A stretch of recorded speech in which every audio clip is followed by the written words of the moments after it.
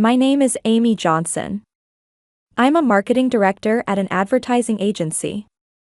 At 7 a.m., I woke up just before the alarm clock rang, as usual. Next to me, my husband Robert was still breathing deeply in his sleep. Looking at his peaceful sleeping face, I remembered that today was our wedding anniversary, and a smile naturally appeared on my face. "Good morning, sleepyhead." When I gently kissed Robert's cheek, he smiled while still half asleep.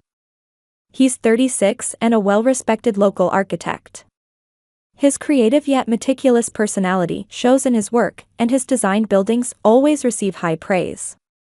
It's been 10 years since we met in college and 7 years since we got married, but my heart still skips a beat at his warm smile. "Good morning." "Today's a special day." Robert finally opened his eyes and took my hand. The feel of his large hand brings me comfort. "You remembered. How could I forget? I've reserved the best restaurant for today. La Maison Bluey." I nearly jumped up with excitement. La Maison Bluey is the most difficult to book upscale French restaurant in town. Since it opened, we hadn't been able to go there even once. "How did you get a reservation?" "That's a secret," Robert winked and said. "I know the chef through work connections, and he specially arranged a table for us." That afternoon, I left work earlier than usual and went home.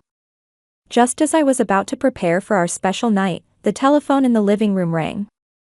I saw it was from my mother-in-law, Martha. I picked up the receiver with a small sigh inside. "Hello, Martha." "Amy, dear. How are you today? Is Robert well?" Martha Johnson. My 62-year-old mother-in-law is known locally as a successful real estate agent. Since my husband's father passed away 5 years ago, her interference in our lives had grown stronger. Her attitude toward me was especially always critical, often giving me looks that seemed to say, "My son could have done better." "Yes, he's fine. Today is our wedding anniversary, so we have plans for a special dinner." It might have been a bit mean, but I mentioned it deliberately. I was curious about what Martha would say. "Oh my. That's right. Congratulations."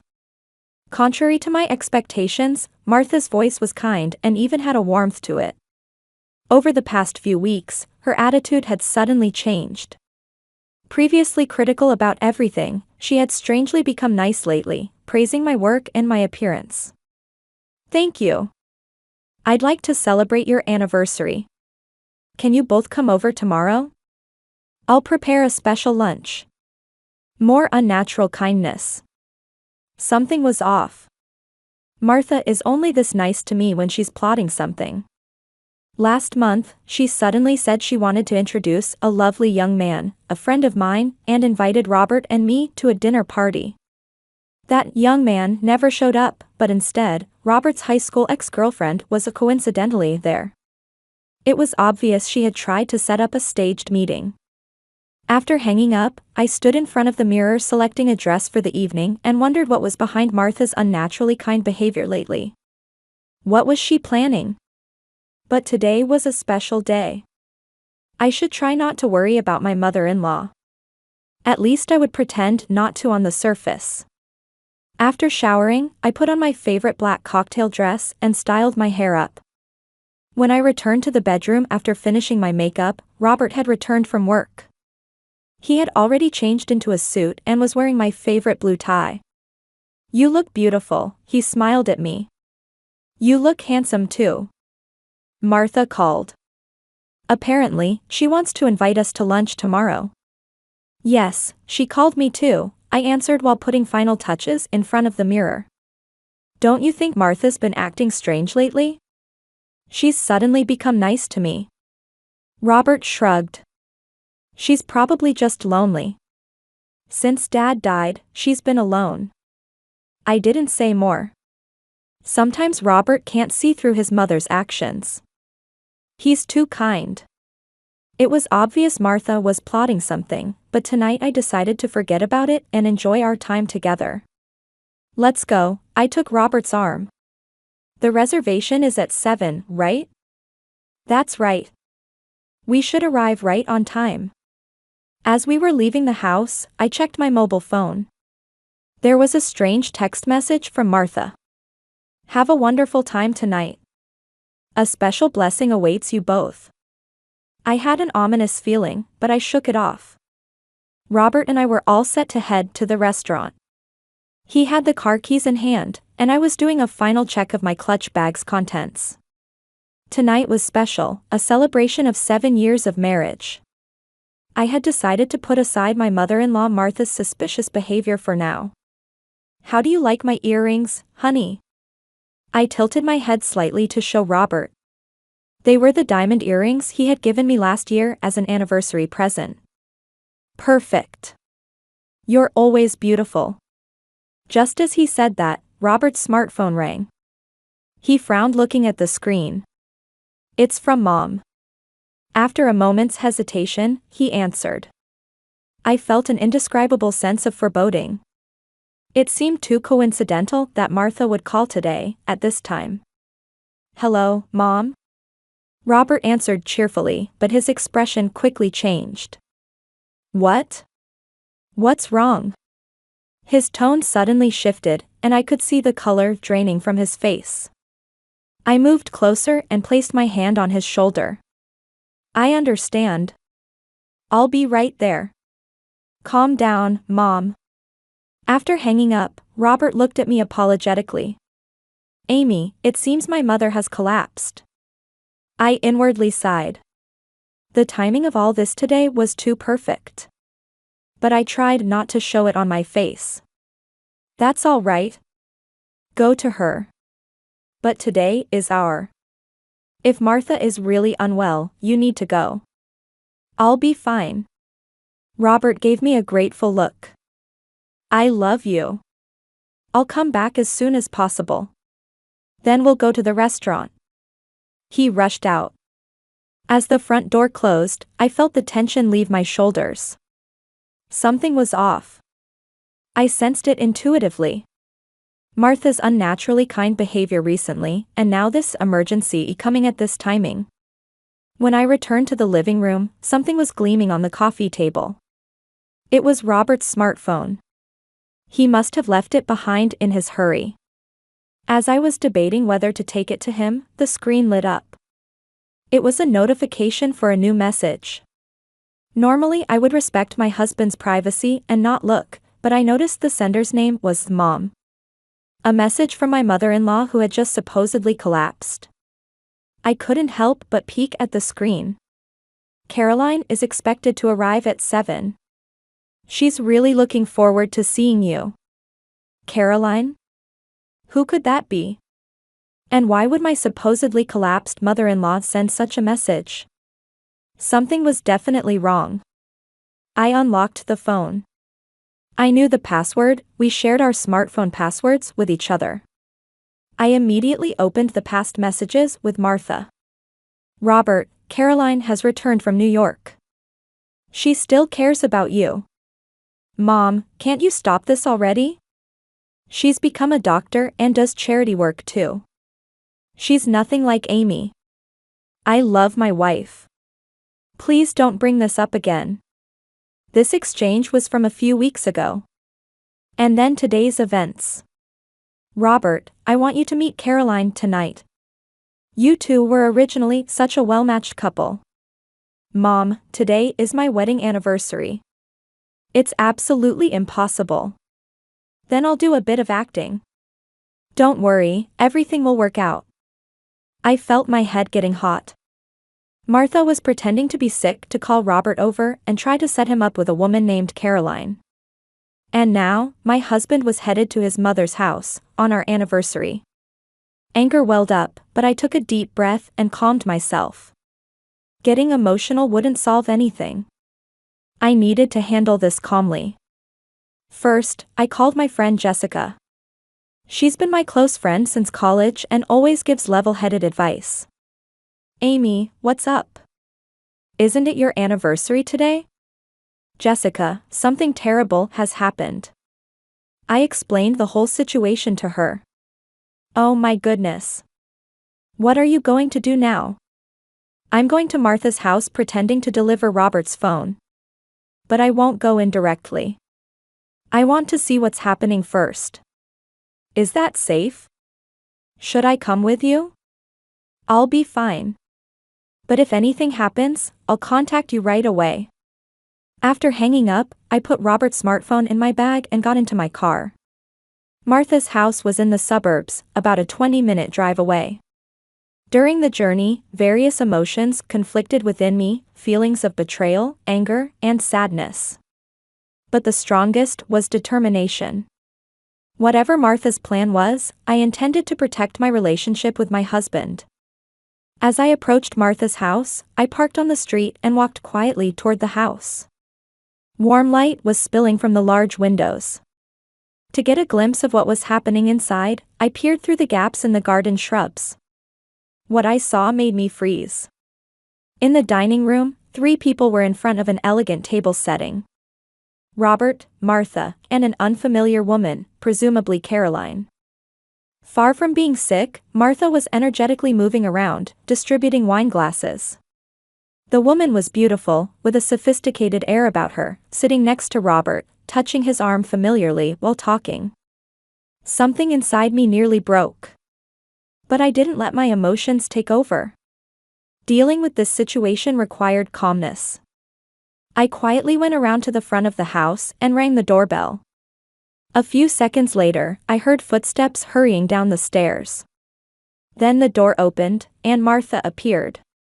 She seemed to panic for a moment when she saw me, but quickly put on a pained expression, tightening her bathrobe and wrapping a shawl around her shoulders. "Amy, what brings you here?" Her voice suddenly became weak. "Good evening, Martha," I tried to act as normally as possible. "Robert left his phone behind, so I came to deliver it. I thought he'd be here." Martha was clearly flustered. "Yes, I'm feeling a bit unwell. Are you all right? I came to check on you." I deliberately peered into the house. "Where's Robert?" Martha stumbled over her words. Just then, Robert's voice came from the dining room. "Mom, who is it?" I slipped past Martha and entered. Passing through the living room, when I stepped into the dining room, I saw exactly what I had expected. Robert and the unfamiliar woman sitting side by side, with a beautifully decorated dinner table prepared. Both looked clearly surprised to see me. "Amy." Robert stood up with a troubled expression. "Why are you?" "I brought your smartphone," I said calmly. "You left it behind." The air in the room froze. Martha tried to say something, but words seemed to fail her. Caroline looked perplexed, looking back and forth between me and Robert. "Amy, this is..." Robert tried to explain. "Don't worry," I smiled gently. "I believe I understand everything." I took off my shoes and naturally entered the house as if I had been invited. In the dining room, Robert remained standing, frozen in place. The woman sitting next to him, presumably Caroline, was smiling politely, but there was obvious distress in her eyes. Martha had followed me from the entrance and was still trying to pretend to be ill. "Amy, you..." Martha began with a trembling voice. "Don't worry, Martha," I said in a calm voice. "Since it's a special night, I thought I'd join you." The atmosphere in the room instantly froze. Robert was looking back and forth, between me and his mother, trying to understand the situation. I could see confusion in his eyes. "Mom, what's going on?" Robert asked. "I came because you said you had collapsed." Martha couldn't say anything and just stood there. Caroline also remained silent, but there was a hint of anxiety visible on her face. "Robert, our anniversary dinner has been ruined," I said while taking out my phone from my bag. "But it's okay, I'll arrange to have the food delivered here from the restaurant." Robert was confused. "Amy, I was just worried about Mom." "I know," I interrupted him gently and smiled. "You came because you were worried about your mother." "I came because I was worried too." I called the restaurant and asked if they could deliver our reserved dinner to Martha's address. Fortunately, La Maison Bluey also offered delivery service for special clients. After hanging up, Caroline spoke for the first time. "Nice to meet you, Amy." "I'm Caroline Wilson," she said in a refined voice. "I'm sorry for intruding so suddenly. Robert and I are old friends, and I was happy to see him after so long." I observed her carefully. She appeared to be in her early 40s and was indeed beautiful. Perfect blonde hairstyle, an expensive-looking dress, and an air of confidence. She had the atmosphere of the ideal woman Martha would have chosen for her son. "Nice to meet you too," I smiled back. "I'm glad to meet an old friend of Robert's." I brought extra tableware from Martha's kitchen to set the table for 4. Martha was trying to regain her composure, but it was clear she was still flustered. Robert tried to help me, but confusion still lingered in his eyes.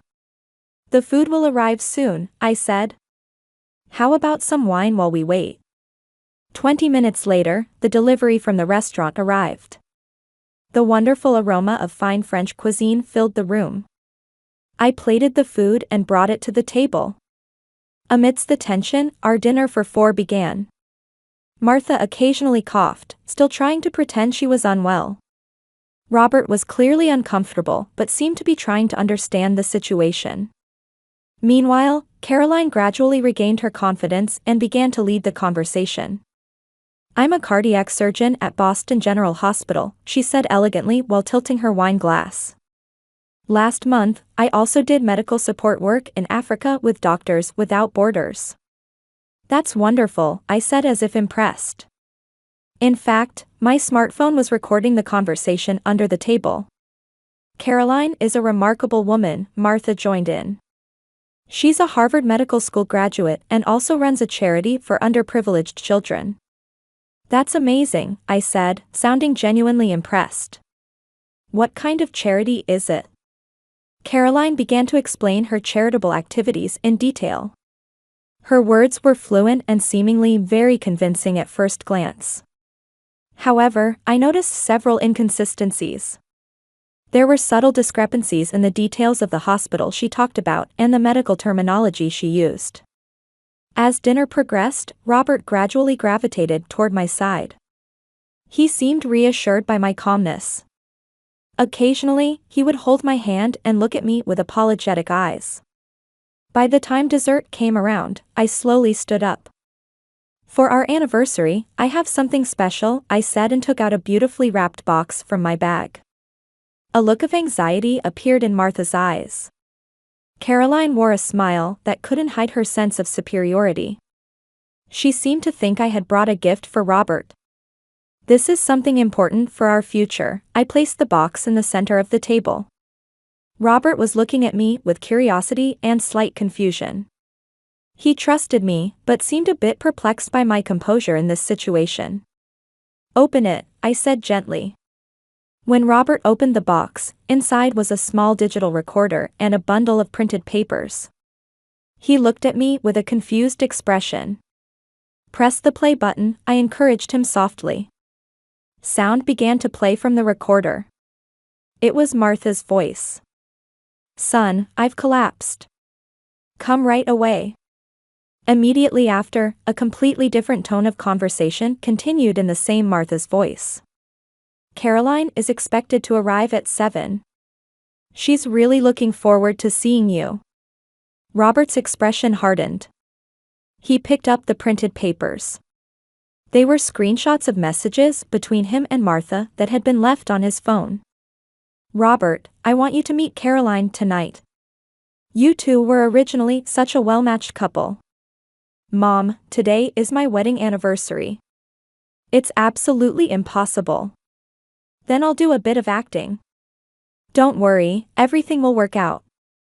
I could see the color draining from Martha's face. Caroline was also visibly shaken and sank deep into her chair. "What is this all about?" Robert's voice was low, trembling with suppressed anger. Martha tried to make excuses, but couldn't form words. "Robert, for your sake. You lied to call me over on my wedding anniversary? Robert stood up. And Caroline, did you know about this too? Caroline couldn't say anything and just stared at the table. Amy. Robert looked at me.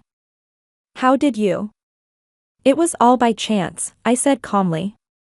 When you rushed out, you left your smartphone behind. The next message from Martha came through, and I could see it. Robert turned back to his mother.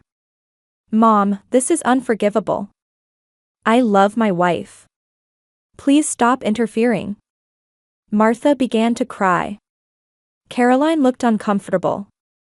I slowly stood up and took out another box from my bag.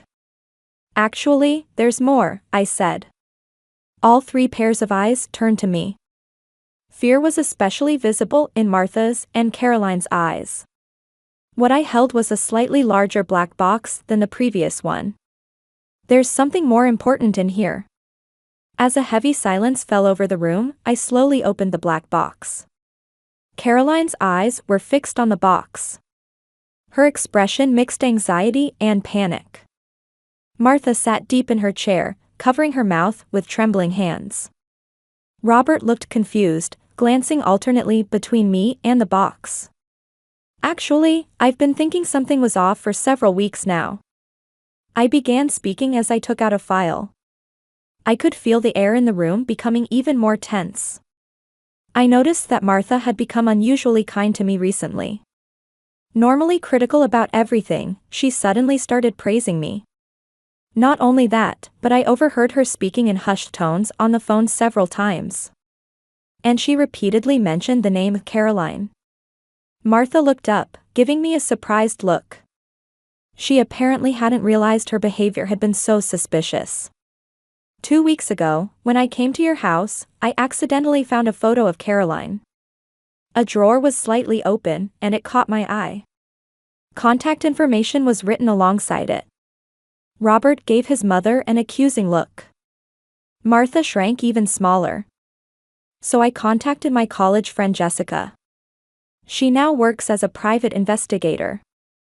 I spread the files on the table. They contained photos, copies of newspaper articles, copies of public documents, and a detailed investigation report. Jessica investigated Caroline for me. And the information she found was shocking. Caroline stiffened. I could see the color draining from her face. Caroline Wilson, you said you're a cardiac surgeon at Boston General Hospital, right? She barely nodded. That's interesting. This is a staff list from Boston General Hospital. For the past 5 years. Your name isn't anywhere on it. Robert frowned. And this is a copy of the Massachusetts Medical License Registry. No cardiac surgeon named Caroline Wilson is registered.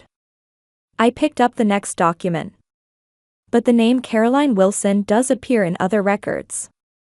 This is a New York Times article from 3 years ago, self-proclaimed philanthropist charged with embezzlement of donations. Caroline Wilson, 35, established a fund for underprivileged children but was charged with using over $500,000 in donations for personal luxuries. Caroline stood up and exclaimed, "This is a misunderstanding." A misunderstanding? I calmly took out another document. Then how do you explain this? A fraud conviction in Florida. Records of identity theft in New Jersey. And most interestingly, these. I laid out 3 photographs. They showed Caroline with different men. She had subtly changed her hairstyle and appearance in each photo, but it was clearly the same person. These 3 men. They're all sons of wealthy families. You became intimate with them, even got engaged. And after receiving engagement rings, expensive jewelry, sometimes even cash, you disappeared. The room fell silent. Martha was dumbfounded. Robert was staring at Caroline with a mixture of anger and surprise. Your real name isn't Caroline Wilson, but Mary Jenkins, isn't it? I showed the final document. You're a con artist targeting wealthy families. And this time, you found a target in Robert Johnson. Caroline, or rather Mary, suddenly stood up and moved toward the door. This is all lies. Don't believe any of it. As she rushed toward the entrance, the door opened, and Jessica and a uniformed police officer were standing there. Mary Jenkins, you're under arrest for probation violation in Florida and suspicion of fraud, the police officer said to her. Caroline had nowhere to run and just stood there. Martha sat with a bewildered expression. I didn't know, she said weakly. I just wanted someone more suitable for Robert. Mom, Robert said in a stern tone. Why can't you respect my marriage? Amy is a wonderful wife. Without her, I might have been deceived by a con artist today. Martha seemed to feel genuine guilt for the first time. She repeated, I'm sorry. I'm truly sorry. Through her tears. Robert stood next to me and put his arm around my shoulder. Amy, thank you. I'm deeply grateful for your wisdom and calmness. The girl isn't bad? Martha asked, watching Caroline being handcuffed by the police officer. She was wanted in multiple states, I answered. And if Robert had been deceived by her, you might have become a victim too. Martha raised her face to look at me. There was an expression in her eyes I had never seen before. A look of mixed respect and regret. Amy. Martha, I said, looking straight into her eyes. This is your last chance. Don't interfere in our marriage again. Robert and I are happy. Will you acknowledge that? Martha was silent for a long time, but finally nodded slowly. I acknowledge it. You are a much stronger woman than I thought. Caroline, or Mary, was taken away by the police. While watching her being put into the police vehicle through the window, Martha still seemed dazed. Mom, Robert said gently. Get some rest tonight. We'll talk again tomorrow. Martha nodded with a tired expression. Yes. I will. We said goodbye to Martha and left the house. Once in the car, Robert let out a long sigh. Amy, I'm truly sorry. I can't believe my mother would do something like this. There's no need to blame yourself, I took his hand. What's important is that you know the truth. And that our relationship has grown stronger. Robert smiled and kissed my hand. So, can we still celebrate our anniversary? Even though it's late. The timing is just right, I grinned. I called La Maison Bluey and asked them to deliver dessert and champagne to our hotel room. Hotel? Robert was surprised. Yes, that luxury hotel, the Grand Regent. I've reserved a suite from today until tomorrow. It's plan B for our anniversary. A smile spread across Robert's face. You're truly amazing.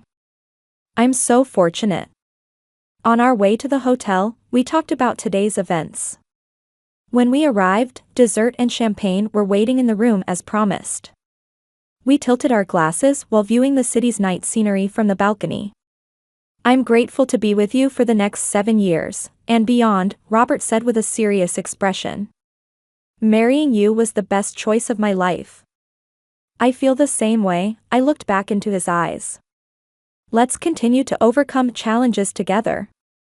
We exchanged a kiss and reaffirmed our love under the moonlight. I think today's events became an opportunity to strengthen our bond even further. Although in an unexpected way, this wedding anniversary certainly became special. On a peaceful afternoon several weeks after that night, when I returned home from work, there was a letter in the mailbox. Looking at the sender, I saw Martha Johnson's name. I hesitated for a moment but opened the envelope. Inside was a letter written in Martha's careful handwriting. To my dear Amy. As I read through the letter, tears welled up in my eyes. Martha had written words of sincere apology. The loneliness after her husband's death, the fear of losing her son, and deep regret for how her actions had hurt others. She frankly acknowledged her mistakes and asked for forgiveness. The strength and wisdom you showed that night opened my eyes. I now understand that Robert choosing you was the wisest decision of his life. In the end, Martha expressed her desire to repair her relationship with us. There was sincerity in her words. That same week, we learned the trial results of Caroline, or Mary Jenkins. According to Jessica, she was found guilty of fraud, but despite this not being her first offense, she received a suspended sentence because evidence was limited. There were rumors that she had moved to another state and was living a low-profile life. The only certain thing was that she had completely disappeared from our lives. The relationship with Martha improved gradually. She had begun counseling and was trying to understand her behavior patterns. Occasionally, she would call and talk about her progress. There was no excessive interference like before. Instead, she continued on a journey of self-reflection. For a long time, I gained a sense of security by manipulating people, she confided on the phone one day. My counselor says it was an unhealthy way to deal with my fears. Now I'm learning healthier ways to build relationships. Robert was also surprised and pleased with his mother's changes. He began visiting Martha once a week, and I occasionally accompanied him. At first, it was a bit tense, but gradually I began to enjoy peaceful conversations with Martha. And then, on a spring morning 6 months after that night, we visited Martha's house with special news. It was a beautiful day with warm sunshine and flowers blooming in the garden. "Mom," Robert said with a smile. "We have something to tell you." We held hands and stood in front of Martha. "We're expecting a baby," I quietly announced. Martha's eyes widened, and pure joy spread across her face. But she quickly contained herself and responded carefully. "Congratulations to both of you. I'm truly happy," she said calmly. "Let me know if there's anything I can help with. But I'll be careful not to be pushy." At those words, I couldn't help but smile. Martha was truly trying to change. "Thank you, Martha," I said sincerely. "Your support means a lot." When I entered my 5th month of pregnancy, we decided to hold a gender reveal party. It was a small party, but we invited family and close friends. Of course, Martha was invited too. On the day of the party, Martha came early to help with preparations. She no longer spoke in a commanding tone but always checked before acting. "How about this? May I help?" "Amy," she said quietly while helping with decorations, "you'll be a wonderful mother." "Thank you," I looked into her eyes. "I think you'll be a wonderful grandmother too." Tears glistened in her eyes. In the excitement of the party, we popped a large balloon.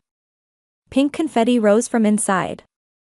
The moment everyone learned it was a girl, cheers erupted from the gathered crowd. Martha expressed joy modestly and approached me. "Amy," she said, looking slightly embarrassed, "I'm grateful that you opened my eyes.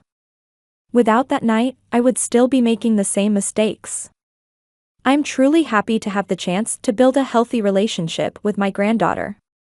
I took her hand. "Martha, I'm glad we could build a new relationship too. We're family." Since that day, Martha has warmly watched over our pregnancy while maintaining an appropriate distance. Sometimes she brought cute baby clothes or humbly offered useful advice. All of it came from genuine affection, without any pushiness. That wedding anniversary night became a turning point for our family. Martha changed, and Robert's and my marriage became stronger. Sometimes difficult trials ultimately lead to growth. We were preparing to welcome our new family with that lesson in our hearts. Standing by the window, stroking my rounded belly, I looked up at the sky. A new life and a new beginning. Our story was moving into a new chapter.